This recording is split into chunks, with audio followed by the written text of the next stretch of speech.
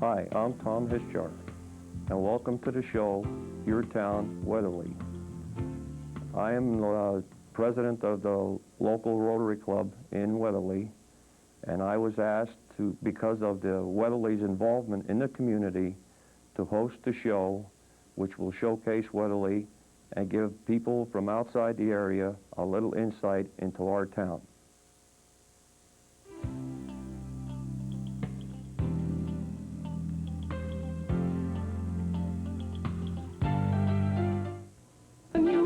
A great place to shop, a great place to be. We got what you're looking for. Values, hard work, planning for the future, and neighbors helping neighbors. First Federal has helped thousands of residents build their lives, their families, and their communities.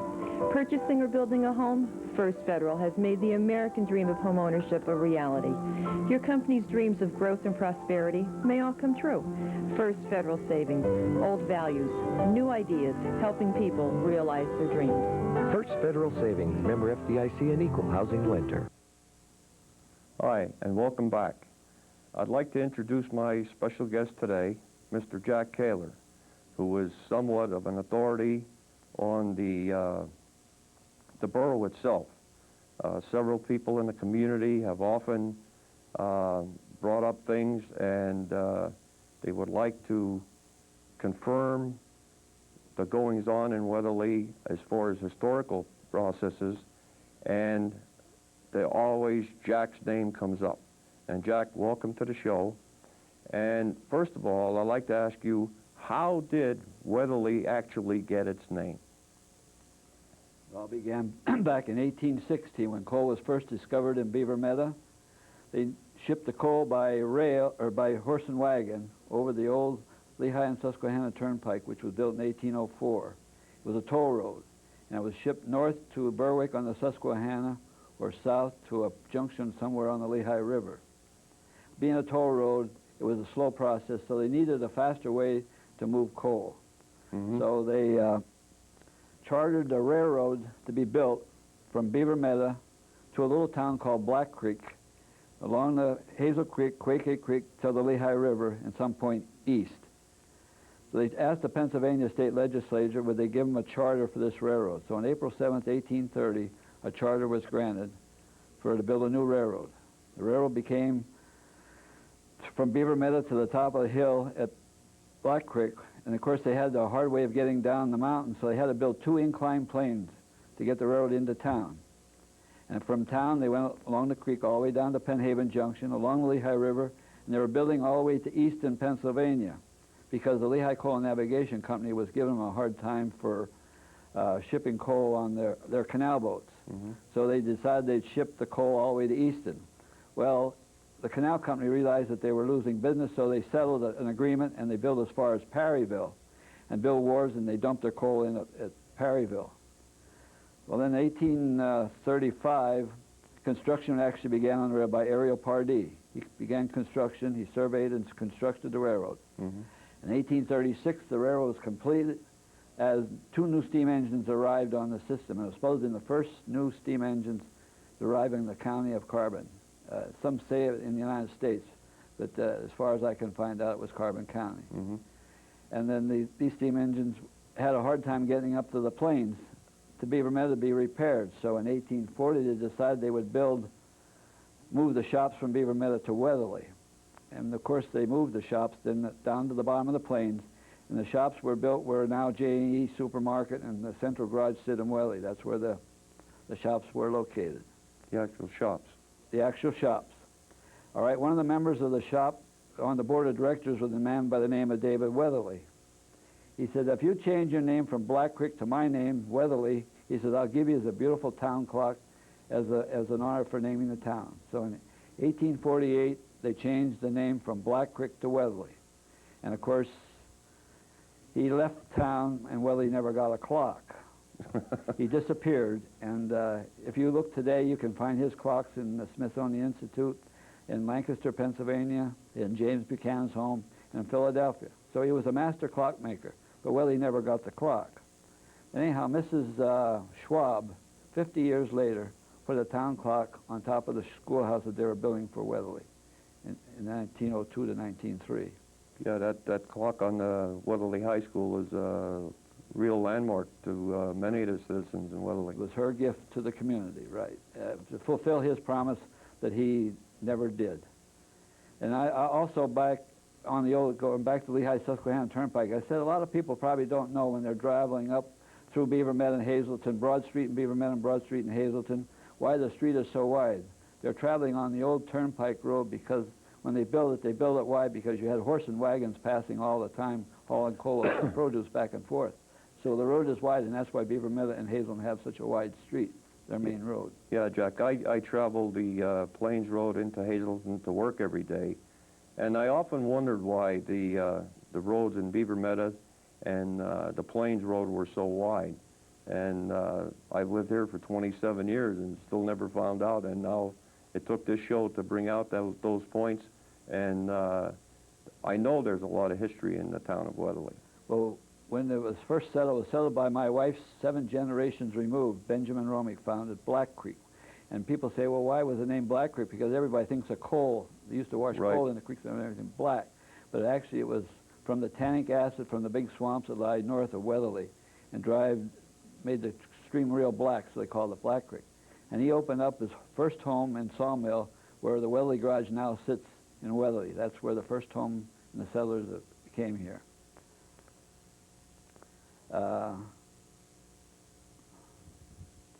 In 1841, they had a major flood. It destroyed all the railroad and the bridges. And in 1850, again, another major flood. The railroads rebuilt everything. 1850, another flood destroyed all the bridges and all the railroad tracks, all the way down to Perryville. So the Beaver Meadow Railroad decided they would abandon from Perryville to Mott Chunk, and they built new wharves at Mott Chunk so they could dump into the canal. The Hazelton Railroad, which was also built by Ariel Pardee in 1838, came down off from Hazelton, down off the mountain into Weatherly and tied in with the Beaver Meadow Railroad, where the President's Steel Company office now stands. The railroad's still there. They interlocked there, and they had trackage rights to their wharves at Penn Haven Junction. What? Well, Jack, the older I get, I guess, the more these important facts are becoming evident to me, and the more interesting it is to get into the old stuff and the history, and aspects of the community itself. Like, do you remember how the Plains Road became the Plains Road? Was that an old railroad bed at one time? That was the original Beaver Meadow Railroad plains that came into Weatherly years ago. In 1850, when the flood took out, the Hazelton Railroad got tired of their railroad being washed out continually, so they built a new high-level line from Hazel Creek Junction, which lies 1 mile north of Weatherly, straight along the south side of the Spring Mountain, all the way down to the top of the plains of Penn Haven, where they built 2 inclined planes that could get their coal down to their wharves at Penn Haven. Well, when the Beaver Meadow saw that Hazelton abandoned their railroad from Hazel Creek to Weatherly, they quickly purchased that piece of railroad. They abandoned the plains in 1855 because it was always a hassle getting up and down the plains, because they were gravity system planes where like 10 loaded coal cars would pull up 20 empties. And this was a slow process. Town. We've been talking to Mr. Jack Koehler. And Jack, getting back to the impact of the railroads on the borough of Weatherly, can you expand a little bit on how important it was for the engines to be built in a local area? You're right, the shops, I said where Beaver Meadow shops were built on the east side of the creek. Well, after the disastrous fire, they were burned down. They built brand new shops, 1867, along the creek, and they were a big stone building. They built a 16-stall roundhouse which adjoined this stone building.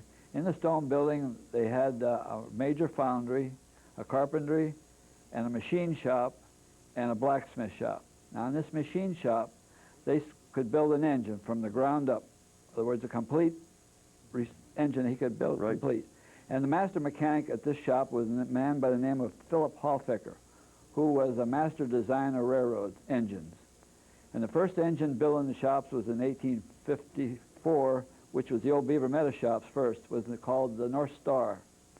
And when Philip Hoffaker came into the new stone building, he started building engines for his particular area of a railroad.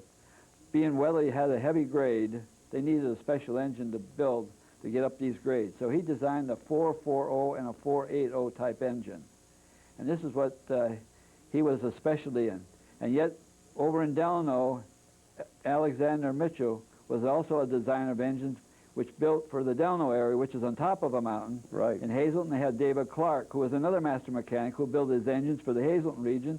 You go over to Wilkesboro, they had Frank Rose, who built engines for the Wilkesboro area, and all the way in Easton, John Kinsey built engines for the southeastern shops. Now, these were all individual shops that their own particular master mechanic designed these engines for their particular area. They built the 16-stall roundhouse in the end, and when they needed to turn an engine in this roundhouse, they had to call the whole shop gang out, and they had to push this turntable around that they could move this engine onto a particular track they wanted. Across the railroad tracks, they had two long car shops. They were 250-foot long buildings. They built passenger cars in these shops, and they built cabooses in these shops. The shops gang in that particular area had over 400 men work there. Over in the machine shop, they had almost 500. So at one point, there was over 1,000 men worked in those railroad shops in Weatherly. Daniel Rouse was the head of the car gang. He had all these men that built the cars, repaired the railroad, and they had quite a force of people working there. And of course, Welly didn't have the room for it, so in 1883 and 1884, there was 90 homes was built in 1 year, and the next year they built 80 more. So the 170 homes were built in 2 years in Welly to supply room for all these people working in the shop. And during that time period of building these engines, they built 82 engines, complete engines, plus major overhaul of other engines and a lot of repairs. So it was a major shop employing a lot of people. That's one question I wanted to ask you, Jack. I know they built engines for special applications in our local area, but did they repair engines from other, like, say, Hazelton or Jim Thorpe? They repaired the DS&S, which was Cox's Coal Company Railroad. They repaired their engine. They would repair anybody's engine if they need to. They rebuilt coal cars. They did major work there. And of course, they built an engine in the shops there called the Weatherly, number 137, a 440. And of course, Philip Hoffaker, when he became ill in 1890, in 2 years, why they stopped building engine Weatherly, because Sarah, Pennsylvania, was becoming a major railroad shop. And they slowly just closed all these minor shops because they consolidated everything. In other words, they're consolidating all their work. So Weatherly was closed. The Weatherly shops were closed in 1910. And of course, in 1913, the Weatherly Steel Company purchased the old Lehigh Valley Railroad shops and became the Weatherly Steel Company, which lasted until 1989 when it was closed. Well, that's the building now that stands in Weatherly. That used to be where the Weatherly engine shop used to be. That's the old machine shop. That's the only thing left in Weatherly is the machine shop and the railroad station. The car shops sit now where the little Weatherly Plaza now sits on the foundations of the old car shop. But it was a major shop. Well, like I said, in 1890, when Philip Hoffaker retired, they started consolidating. They laid all these people off, and there was 1,000 men laid out of their jobs. There was no work. And so they scattered. They went all over the region. And that's how the Weatherly Foundry came into being. The local businessmen put some money together, and they hired all the boiler makers, pattern makers, machinists, and that's how the Weatherly Foundry got started out, all these men working in the railroad shops. Well, like I said before, I've lived in Weatherly for 27 years, and it's really amazing the facts that you can bring out, and you must have quite a memory. I know you really have quite a collection of photographs of the railroad, and they're even in the Borough Building today. I've seen them when I've been there for several meetings. Could you tell us how many photographs you have of the railroad and the workers in that era? I have hundreds and hundreds. In fact, I have over 5,000 different Lehigh Valley steam engine pictures in my collection, plus all the diesels, plus a lot of major wrecks on the whole. Major wrecks? Weatherly had notation as being one of the worst hills on the eastern part of the United States, and there was many a wreck on the Weatherly Hill coming off the mountain. Runaways galore came down through there. The roundhouse the 16-stall roundhouse in the end was closed in 1918 when the federal government gave some money to the Hazleton region, and they built the big shops at Ashmore. So that ended the Wellesley Roundhouse. So that was the end of the shops in Wellesley. And of course, as a station being built in 1888, the old station used to sit where you go into Wilbur Street, coming off of East Main Street and going towards the light plant and the foundry. The old station sat there, and it was a rat's nest. People would not ride the trains because it was such a filthy station. And they pressured and pressured the Lehigh Valley to build a new station. So finally, in 1888, they built a brand new railroad station where it sits today. And it was used up until 1970. And then the Wellesley Borough purchased the building in 1973. And one thing about the station, people were interested. They preserved the building. They did not destroy any of the interior or exterior of the building. They preserved it as it was. Yeah, I noticed that when I moved to Weatherly, the station was really in pretty good shape, and the renovations that they did do really restored it to a beautiful building. The people in Weatherly can certainly be proud of the heritage we have there, and now it's used as office spaces for the borough manager, the borough secretaries are naturally there, and the council chambers. Also, we have a room down there for the police department. So the Weatherly train station had a lot of history before it became the centerpiece of the town of Weatherly. At one time, there was 21 passenger trains came in and out of Weatherly, from 5 in the morning till 10 at night. 21. 21? Many towns never had that kind of passenger service, but Hazleton, Weatherly, being on a branch line, and it was a 3-track branch line. It was busier sometimes than the main line between Buffalo and New York. The branch line coming out of Hazleton, because this was the anthracite coal region, and all your Luzerne County, Schuylkill County, all the coal one time was dispatched to Weatherly. That's why Weatherly was a major railroad town for years, because all the coal came into the Weatherly yards, and it was redesigned and shipped north and south and east and west out of Weatherly. Did we have, in Weatherly, did we have a thing with the lines down further, like toward Jim Thorpe and Lehighton?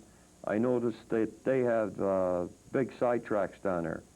Did we ship all that coal through the town of Weatherly and then down toward Reading? Everything come out of Weatherly, coming from Hazleton to Weatherly, they would go to the main line. Now, they had a branch came out of Delano, we called the Quakey branch, which joined the line going through Weatherly 1 mile below Weatherly, and was called the Quakey branch, which was built back in the 1830s. It's an old piece of railroad. All the coal had to go to Lehighton, and if anything was going north to Canada, they had to ship it back up the river to Wilkesboro. So they decided in 1912 they would build a short line across from Ashmore over to Whitehaven at the tannery. And all the coal going north to the Great Lakes, instead of going down the hill and back up the hill, they could just ship it right across country to Whitehaven and go north to the Great Lakes. So you had Lehighton Yards, which was a major classification yard, and a lot of the business came off of Weatherly, and of course the Quakey branch, which years ago was called the Lehigh-Mockinoy Railroad. Well, let's get off the railroad situation for a little while. Not too many people know that Weatherly has 2 beautiful parks. One most people in the area are familiar with, and that's Urana Park. And the other one is up on the other side of town, which is Tweedle Park. Being involved with Rotary, of course, we try and are very proud to try and keep the parks. Of course, we have a park commission, but it's through some of the resources from the Weatherly Rotary Club that the upkeep of this park has taken place. Can you tell us, Jack, a little bit about the beginning of how we acquired Urana Park? Well, Urana Park one time was a natural lake owned by the Blakesleys, and it was a private park. If you knew the Blakesleys, you could picnic there and swim there. It was nothing but a mud hole, but it was still a beautiful park. 1913, Mrs. Schwab purchased a 27.5-acre lake in the park for a gift to the community of Weatherly and celebrating its 50th anniversary. See, Weatherly wasn't incorporated as a borough until 1863, so it's the 50th anniversary of Welly. She bought this park as a gift to the community. And of course, the park has formed a park commission. They named the park after Urena, which was she was a local Welly girl, not born in Welly, but she lived in Welly as a young girl. And when she married Charles Schwabwey, her name was Urena. And so they named the park after her. So that's actually how they got their park named Urena Park. Urena Park. As far as the Tweedle Park, that was through Dr. James Tweedle, who was a Civil War doctor, and he owned all the land on the west side of Wellesley in later years, and called it Tweedle Park after him. Well, Jack, you really amazed me with all your recollections and the dates. And when we come back, I'd like to tell the people that of more recent things, and we have something special coming up in the near future. And I really appreciate you coming and being my guest on the show.